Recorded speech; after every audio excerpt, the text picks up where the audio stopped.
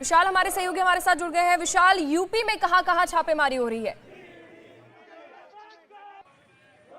देखिए, हमारी जो अब से कुछ देर पहले एनआईए और यूपी एटीएस इस पूरे मामले में एनआईए को सहयोग कर रहा है। उनके अधिकारियों से बातचीत हुई। उनका कहना है कि न सिर्फ पूर्वांचल में, पश्चिमी उत्तर प्रदेश में, बल्कि यूपी की राजधानी लखनऊ में भी इस समय जो रेड है वो कंडक्ट की जा रही है। एनआईए इस पूरी रेड को देश भर में कंडक्ट कर रहा है। लखनऊ की अगर बात किया जाए तो यहाँ पर भी कंडक्ट जो रेड हो रही है वो एनआईए ही कर रहा है, लेकिन यूपी एटीएस यहाँ पर लोकल एजेंसी के तौर पर एनआईए के साथ दे रही है। और दो संदिग्धों को लखनऊ से हिरासत में लिया गया और हिरासत में लेने के बाद उनसे पूछताछ भी की जा रही है। लेकिन अभी ऑफिशियली उनके बारे में कोई भी डिटेल जो है, इंफॉर्मेशन जो है, वो फिलहाल शेयर नहीं की गई है कि आरोपी युवक कौन है, किस तरीके से जुड़े हुए हैं पीएफआई के साथ। लेकिन पुलिस के पास, एजेंसीज के पास इस बात की पुख्ता जानकारी है कि बिल्कुल। पॉपुलर फ्रंट ऑफ इंडिया अपने आप को स्टूडेंट विंग जरूर कहता है, लेकिन जिस तरीके से यहाँ पर काम हो रहा था, टेरर फंडिंग हो रही थी, विदेशों से पैसा आ रहा था, उसको लेकर के और लगातार उत्तर जांच की जा प्रदेश रही है और में रेड भी चल रही है जिस तरह यूपी समेत से पूर्वांचल और सीएए पश्चिमांचल के में। दौरान जो प्रोटेस्ट चल रहा था उसमें भी पीएफआई के हाथ सामने आए थे, और जिस तरह से कोई भी घटना अगर हो रही थी,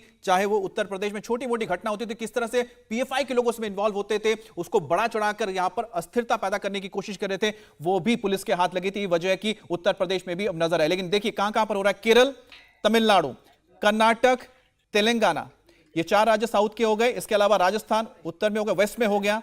साथ ही आपको बता दें बिहार में भी हो रहा है, महाराष्ट्र में भी छापेमारी चल रही है, उधर असम में भी चल रही है, यानी कि नॉर्थ ईस्ट में। तो कुल मिलाकर पूरा का पूरा जो साउथ इंडिया है और साथ ही साथ महाराष्ट्र, यहां पर तो हो ही रही है रेड। साथ में साथ नॉर्थ ईस्ट में असम है, साथ में बिहार भी है, और उत्तर प्रदेश और राजस्थान में आप देखिए देर सवेर धीरे धीरे नॉर्थ बंगाल में भी होना है, और धीरे धीरे नॉर्थ ईस्ट के कुछ और इलाकों में भी होगा, क्योंकि पीएफआई ने जो अपनी जड़ बना ली है, पकड़ बनाई है, वो साउथ से लेकर पूरे ऊपर तक गई है। हमारे साथ जुड़े हुए हैं टी राघवन, जो लगातार हमें बता रहे हैं किस तरह से इस पूरे रेड को कंडक्ट किया जा रहा है।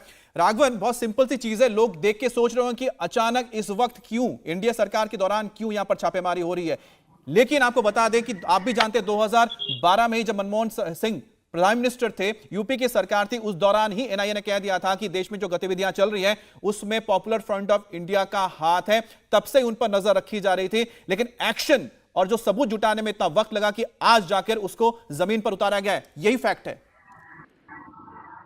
जी बिल्कुल अमित, देखिए जो एनडीएफ जो एक प्रतिबंधित संगठन था, और सिमी जो एक युवकों का संगठन था जिसके बारे में पहले ही प्रतिबंध लगा दिया गया है भारत सरकार द्वारा, इन दोनों संगठनों से जुड़े हुए नेताओं ने ही मिलकर पीएफआई बनाया, एक एस्टेब्लिश फैक्ट है।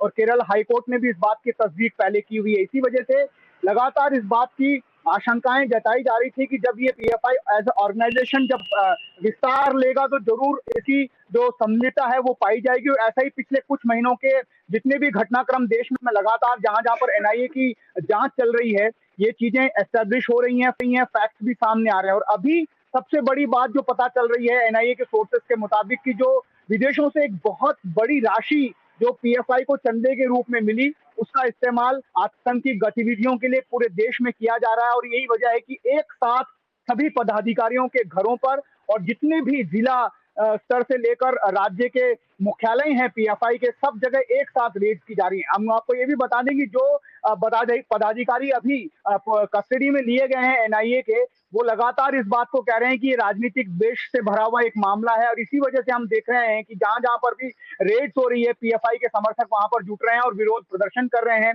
पहली बार हमने ये भी देखा कि इस रेड के लिए एनआईए ने पैरामिलिट्री फोर्सेस को अपने साथ में लिया। केरल में एक बड़ी फोर्स जो है पैरामिलिट्री की, अर्धसैनिक बलों की, वो पीएफआई के ऑफिसर्स के बाहर और पीएफआई के नेताओं के घर के बाहर तैनात की गई है, क्योंकि लगातार जो ये क्राउड है पीएफआई के जो समर्थक हैं वो वहां पर बढ़ते जा रहे हैं, विरोध प्रदर्शन हो रहा है। उनका ये कहना है कि राघवन, आपसे हम डिटेल में बात करें, लेकिन तस्वीरें इस वक्त हैदराबाद की भी आ गई, क्योंकि हम बता रहे थे किस तरह से तेलंगाना में भी रेड की जा रही है। तो इस वक्त आपको तस्वीर दिखा रहे हैं हैदराबाद की, जहां पर एनआईए की रेड हो रही है। और आज जैसा हमने आपको बताया था कि पॉपुलर फ्रंट ऑफ इंडिया 2006 में एग्जिस्टेंस में आया, लेकिन उससे पहले नेशनल डेवलपमेंट फ्रंट करके एक संस्था हुआ करता था।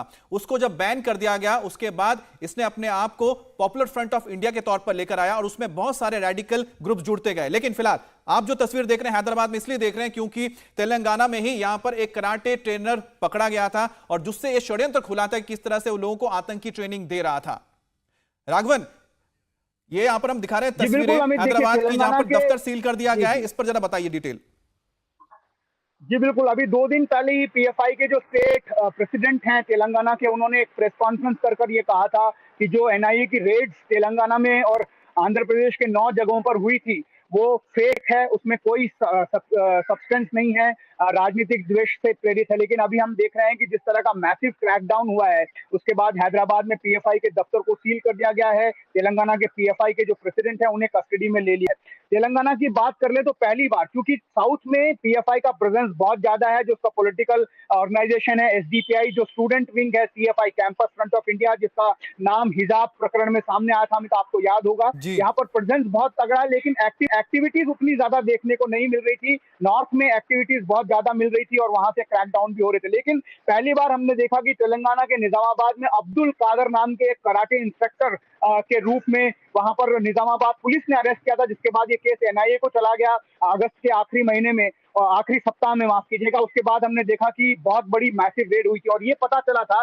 जो मिनट्स ऑफ द मीटिंग उस कराटे इंस्ट्रक्टर के घर से मिली थी, एक डायरी, उसमें ये लिखा गया था कि कैसे देश में दंगे भड़काने हैं, एक समुदाय विशेष के लोगों को किस तरह से टारगेट करना है, जब दंगा हो जाए तो किस तरह से उसको एग्जीक्यूट करना है, कैसे एक नेता की हत्या करनी है, छुरा कैसे मारना है, कितने अंदर तक शरीर में जाना चाहिए, कैसे उसे बाहर निकाला जाना चाहिए, ये तमाम बातें उस मिनट्स ऑफ द मीटिंग में लिखी हुई थी। उसके बाद कह सकते हैं कि एक तरह से जो सुरक्षा एजेंसी हैं उनकी भी आंखें खुली और इस बिल्कुल हैदराबाद में जो चीजें सामने आई थी उसके बाद वहां पर रेड हो रही है। इंडिया टीवी हर वक्त हर जगह डाउनलोड करने के लिए सर्च करें India TV news Google play store या ऐप स्टोर पर।